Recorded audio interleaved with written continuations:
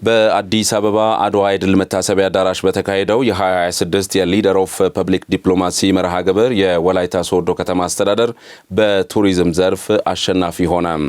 ከተማ አስተዳደሩ የመስህብ ስፍራዎችን በማልማትና በማስተዋወቅ የቱሪዝም ኢንዱስትሪውን ለማሳደግ መጣሩ ለዚህ ውጤት እንዳበቃውም የወላይታ ሶዶ ከተማ አስተዳደር ከንቲባ ወይዘሮ እታገኝ ኃይለማርያም ተናግረዋል።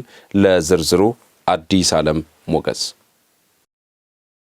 በአዲስ አበባ የአድዋ ድል መታሰቢያ አዳራሽ በተካሄደው የ2026 የህዝብ ዲፕሎማሲ መሪዎች ሽልማት ስነ ስርዓት ላይ የወላይታ ሶዶ ከተማ በቱሪዝም ዲፕሎማሲ ዘርፍ አሸናፊ በመሆን ከፍተኛውን እውቅና አግኝታለች። በግሎባል ብላክ ሴንተርና በወርልድ ፐብሊክ ሰሚት አዘጋጅነት በኢትዮጵያ ለመጀመሪያ ጊዜ በአዲስ አበባ በተካሄደው የዓለም ህዝቦች ጉባኤ አፍሪካ መድረክ ላይ የወላይታ ሶዶ ከተማ ከንቲባ ወይዘሮ እታገኝ ኃይለማርያም የሽልማት ሰርተፍኬቱን በክብር ተቀብለዋል። የህዝብ ለህዝብ ግንኙነትን ማጠናከር፣ የአፍሪካን እውነተኛ ገጽታ ለዓለም ማሳወቅ እንዲሁም የወጣቶች የቴክኖሎጂና የክህሎት አቅም ማሳደግ ላይ ባተኮረው በዚህ ታላቅ አህጉራዊ መድረክ ላይ የአፍሪካ ሀገራት መሪዎች፣ ተወካዮች፣ ዲፕሎማቶች፣ ፖለቲከኞች፣ ወጣቶችና የመገናኛ ብዙሃን ባለሙያዎች በተገኙበት በተለያዩ ዘርፎች የላቀ አፈጻጸም ያሳዩ ተቋማትና ግለሰቦች እውቅና ተሰጥቷቸዋል። ከንቲባ ወይዘሮ እታገኝ ኃይለማርያም ከሽልማት ስነ ስርዓቱ በኋላ በሰጡት አስተያየት ባለፉት ጊዜያት በከተማዋ ህብረተሰቡን ባለቤት በማድረግ የቱሪዝም መስህብ ስፍራዎችን የመለየትና የማስተዋወቅ ስራ በተጠናከረ ሁኔታ መከናወኑን አብራርተዋል። እንደ ወላይታ ሶዶም የቱሪዝም መዳረሻዎችን በማስተዋወቅ አካባቢው ላይ ቱሪስቶች በብዛት እንዲመጡ ከማድረግ አንጻር እንደዚሁም ደግሞ ያለሙ አካባቢዎችንም በማልማት ቱሪስት መዳረሻዎችን በስፋት በመስራት ብዙ ስራዎችን ስንሰራ ቆይተናል። ከዛ ውጪ ከተማን ያው ጽዱ በማድረግ ቱሪስቶች በብዛት ወደ ከተማችን እንዲመጡ ምቹ ሁኔታዎችን ስንፈጥር ነበረ። ማይታዩ የተሸፋፈኑ ቦታዎችን እያለሙ እያጸዱ በርካታ ቱሪስቶች ወደ ሀገራችን እንዲመጡ ትኩረት ተሰጥቶ እየተሰራ ነው የሚገኘው። እኛም ከዚህ በፊት በስያሜ ደረጃ ያለሙ ስም ብቻ ይዘው የቆዩትን እያለማንና መዳረሻ እንዲሆንም እየሰራ ነው ያለነው። ይህ አህጉራዊ መድረክ አዳዲስ አጋሮችን ለመፍጠር የሚያስችል በመሆኑ የከተማውን የቱሪዝም መዳረሻዎችን ይበልጥ ለማስተዋወቅና የኢንቨስትመንት እድሎችን ለመሳብ ከፍተኛ ፋይዳ እንዳለው ገልጸው መሰል ሽልማቶች ለቀጣይ ስራ ትልቅ መነቃቃትና ሞራል እንደሚሆኑም ጠቁመዋል። በተጨማሪም በከተማዋ አሁን ላይ የተሰሩ ያሉ የኮሪደር ልማት ስራዎች የቱሪዝም እሴቶችና ባህላዊ ገጽታዎችን ባቀፈ መልኩ እንዲከናወኑና የጎብኚዎችን ቀልብ የሚስቡ እንዲሆኑ ለማስቻል መታቀዱን ከንቲባዋ አክለው ገልጸዋል። ኮሪደር ልማት ብዙ ሻንቲ የነበሩ አካባቢዎችን እንግዲህ የክቡር ጠቅላይ ሚኒስትራችን ሌጋሲ ነው። እሱን በመስራታችን ቱሪስቶች በብዛት ወደ ከተማችን የመጡበት ሂደት አለ። በርካታ ባህሎችን በበለጠ በማስተዋወቅ አገራችን ብዙ ነገሮች እያሏት ግን ያልተጠቀምንበትን በበለጠ ትኩረት አድርገን እንድንሰራ በመንግስትም የተቀመጠ አቅጣጫ አለ። እሱን ተከትለን በሰራነው አጋጣሚ እንግዲህ በዚህ ደረጃ ላይ ደርሰናል። የከተማው የመንግስት ዋና ተጠሪ ረዳት ፕሮፌሰር ዘገየ ጳውሎስ በበኩላቸው ከዚህ ታላቅ ስብሰባ የሚገኙ የፖሊሲና የተግባቦት ልምዶችን ወደ ከተማ አስተዳደሩ የመንግስት አሰራር በማስረጽ ህዝብን ቀጥተኛ ተጠቃሚ የሚያደርጉ ስራዎችን ለመስራት መታሰቡን አንስተዋል። ለወርልድ ኮሚኒቲ ያሉ ውስጣዊ አቅሞቻችን ኮኔክሽን ፈጥረን ከትምህርትም አንጻር ስኮላርሺፕ ወጣቶች እንዲያገኙ ስራ ዕድል ፈጠራም አንጻር መፍጠር ይቻላል።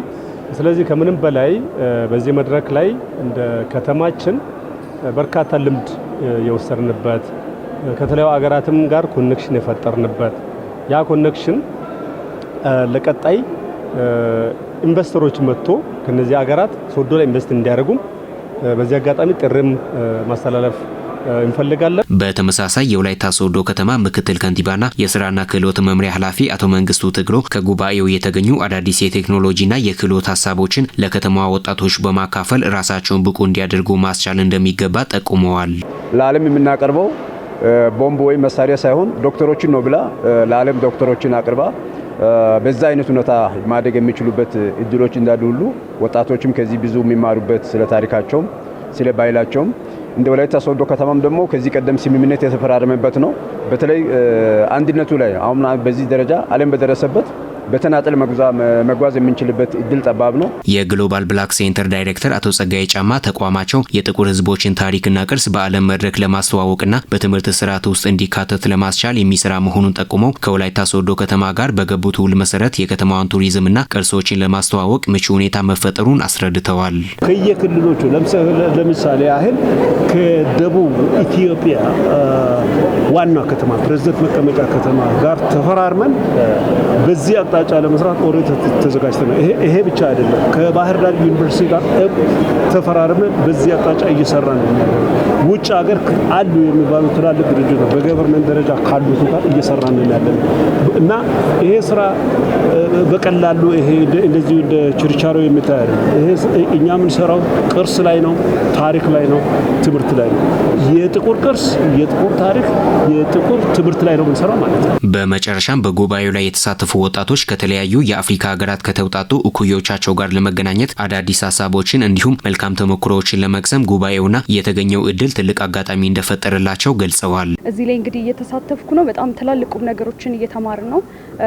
እንግዲህ በግሎባል ብላክ ሴንተር የዩዝ ዊንግ ላይ ነው እኔ የመጣሁት እና በጣም ጥሩ ኢምፓክትፉል መረጃዎችን እየወሰድን ነው። እውነተኛ ታሪካችን እንዴት እናስጠብቃለን፣ እንዴት ነው ካልቸራል ዲፕሎማሲ ወይም ደግሞ እንዴት ነው እርስ በርስ ዩናይት አድርገን ቼንጅ ሜክ ማድረግ የምንችለው በሚለው ትላልቅ ነገሮችን ኦብዘርቭ እያደረግን ነው። ብንያያዝ ዓለም አንድ ነገር መስራት ኢምፓክት ማድረግ እንደምንችል እንደ ወጣት ነገ ላይ ደግሞ ችን ሀገር እንደሚረከብና ነገ ላይ የሆነ ኢምፓክት ለሀገሩ እንደሚያደርግ ሰው አንደርስታንድ ያደረኩት ነገር እና ያገኘሁትም ነገር ምንድነው አንተን ባውቅህ አንተን ብቀርብህ በፒውር ሀርት አንተን ባናግረህ ጥሩ የሆነ ነገሮችን ማግኘት እችላለሁ።